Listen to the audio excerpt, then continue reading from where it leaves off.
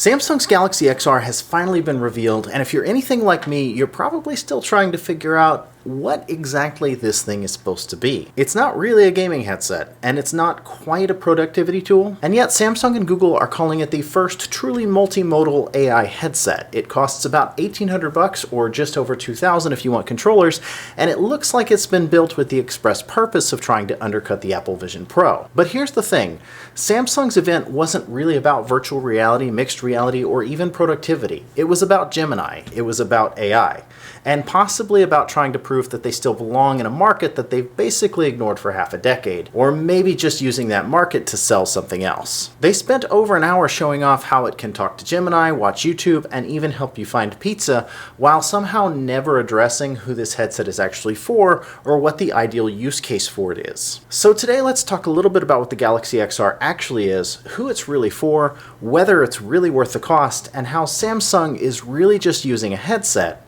to sell Gemini.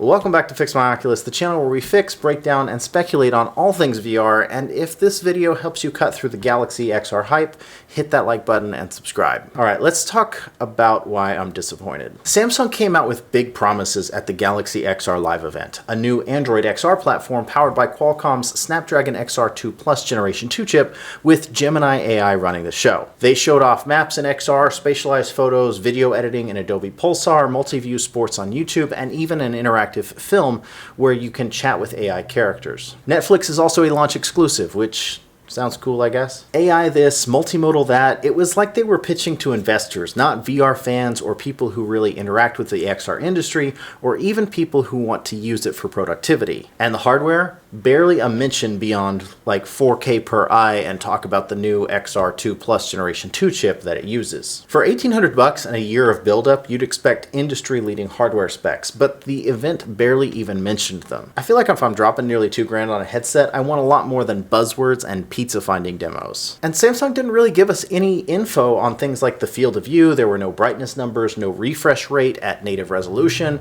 not even the weight or the battery life of the headset. They do have these things listed on their website though in the frequently asked questions section, and I'll talk about that in a minute. But when a company avoids the numbers, that usually means that the numbers aren't the story that they want to hear, and instead of talking specs, Samsung spent most of the presentation showing off Gemini, opening maps, generating videos with VO3, reorganizing windows, and narrating nursery rhymes about jungle animals in space. Cool demo, but Gemini Can You Find Me a Pizza is not the feature that's going to sell me. What will sell me is good hardware. Bad software on great hardware can still work, think early HTC Vive, but great software and AI implementation on a weak platform, that's a dead end. So let's break down exactly what Samsung is giving us for $1799. According to Samsung, the headset comes in weighing about 545 grams or 1.2 pounds with the cushion, which is not bad. But if you add in the 302 gram battery pack, it would be about 847 grams total. It runs on the Snapdragon XR2 Plus Generation 2 chip, the same one powering the Play for Dream MR headset, which is about 15% faster on the GPU and 20% better on the CPU than the Quest 3's chip, just for reference. Although the original Vision Pro's M2 still outmuscles it on raw performance, and now that the Vision Pro comes equipped with the M5,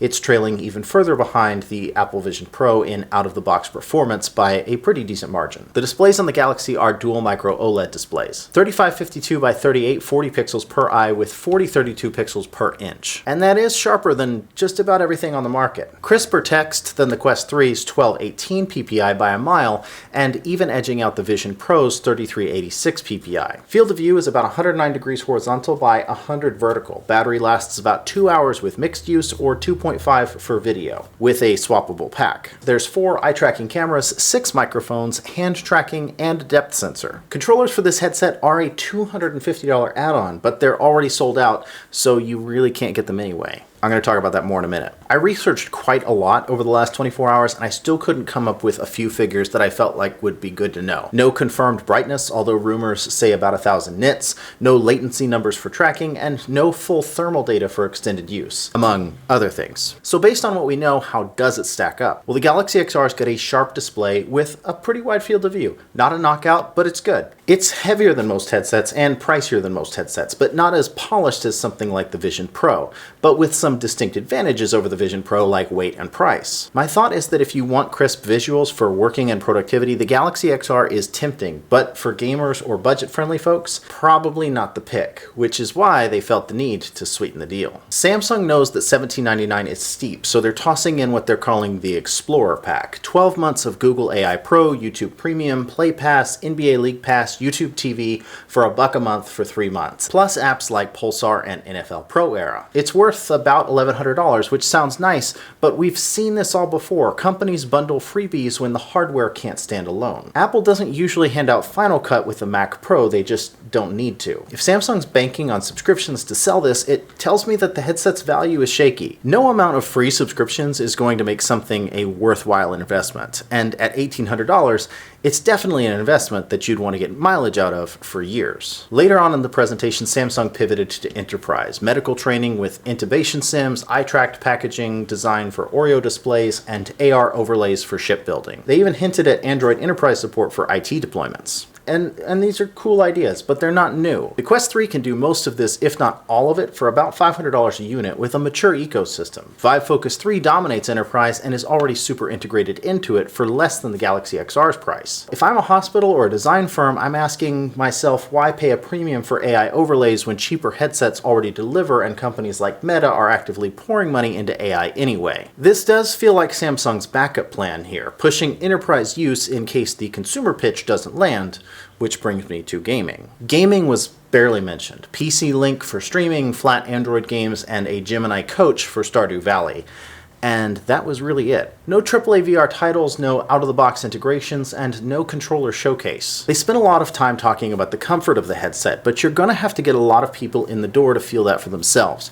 Comfort isn't something that I can just take at face value unless I can see it in the numbers the way that I can with the big screen Beyond 2's weight. Hand tracking looks like it's good based on the demo, and I can imagine that the controllers are probably fine, but without a killer game lineup or built-in PC VR compatibility, it's just not a gamer's headset. Meta's got the casual players roped in with the Quest library, Pimax and Big Screen crush it for sim enthusiasts, and Play for Dream is the wireless PC VR focused up-and-comer that is attempting to edge out all the people who will pay for it. Galaxy XR feels a lot more like a productivity tool, pretending to game or trying to pander in this area. And just as an interesting aside here, to show how much of an afterthought gaming really was for Samsung, the controllers for the Galaxy XR are already sold out the last time I checked. So it's likely that they produced them in incredibly small quantities, not really thinking of it as a gaming device, or drastically underestimated how much people actually prefer controllers in most scenarios. Here's kind of where I land with this. I've been doing this for a while now, and every time a new headset drops, I feel like I have to ask, who is this really for? Samsung's pitching Android XR as the future, connecting phones, watches, maybe glasses, all with Gemini AI,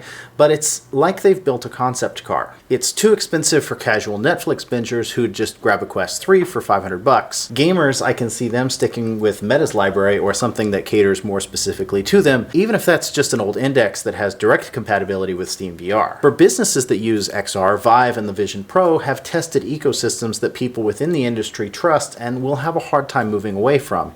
And for businesses that don't use XR, this device doesn't seem like the device that's going to leverage people away from laptops. I mean, aside from the Google Play Store app integration, it just doesn't offer that much in the way of convenience or additional comfort over anything that's already on the market. It seems like Samsung's trying to straddle every market, AI fans, pros, consumers, but it's not doing any of those things well enough to justify itself. They're late to the XR game, chasing Apple's polish and Meta's accessibility without nailing either. Believe me when I say that I wanted to be excited, but this just feels like a $2,000 demo reel for Gemini or a pitch to shareholders on how they can implement more AI into products rather than trying to make a must-have headset. Don't get me wrong, on paper nothing about this headset is really bad. Some of the things here are actually pretty good, and for the price, the resolution alone is hard to beat. But for me, every year I feel like a company promises to redefine mixed reality. Samsung's turn came, and I'm just not seeing it. What I'm seeing instead is a bit of a bait and switch to leverage headset users into more subscription services, and continue to make the argument for the money that Google and Samsung